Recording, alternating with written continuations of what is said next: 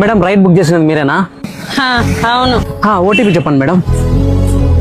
2256. సరే మేడం కూర్చోండి. లొకేషన్ ఎక్కడ?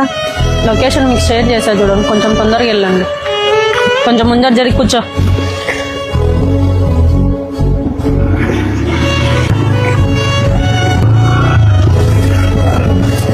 ఏయ్ ఫస్ట్ బండి ఆపు.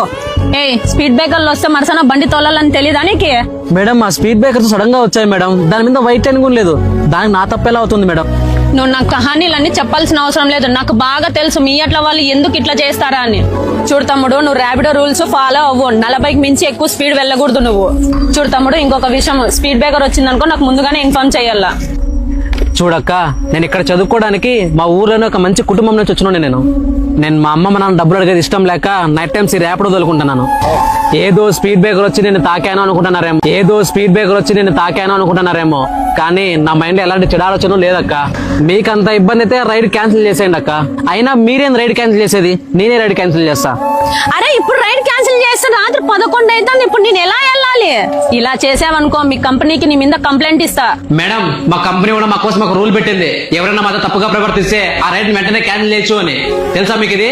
మీరేం చేసుకుంటారో చేసుకోండి అక్క. అరే అక్క మీరేం చేస్తున్నారు? అక్క ఏందక్క మీరు? అక్క ప్లీజ్ అక్క, కీస్ ఇవ్వండి అక్క.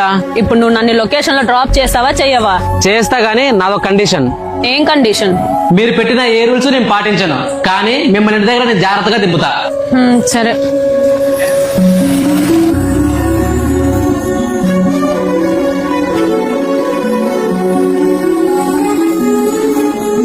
అక్క రేటింగ్? అయ్యో ఖచ్చితంగా అంటే ఇస్తా తమ్ముడు. ఈ కాలంలో ఎవరిని నమ్మాలో నమ్మకూడదో తెలియదు కదా, అందుకని నీతో అలా ప్రవర్తించిన. ఖచ్చితంగా అంటే 5 స్టార్ రేటింగ్ ఇస్తా. మీరు అలా బిహేవ్ చేయడంలో తప్పేం లేదక్క, కానీ అందరు అబ్బాయిలు అలానే ఉండరు అక్క. అయినా మీరు 5 స్టార్ రేటింగ్ ఇస్తున్నారు కదా, చాలా థ్యాంక్స్ అక్క. వెళ్ళొస్తాను, బాయ్ అక్క.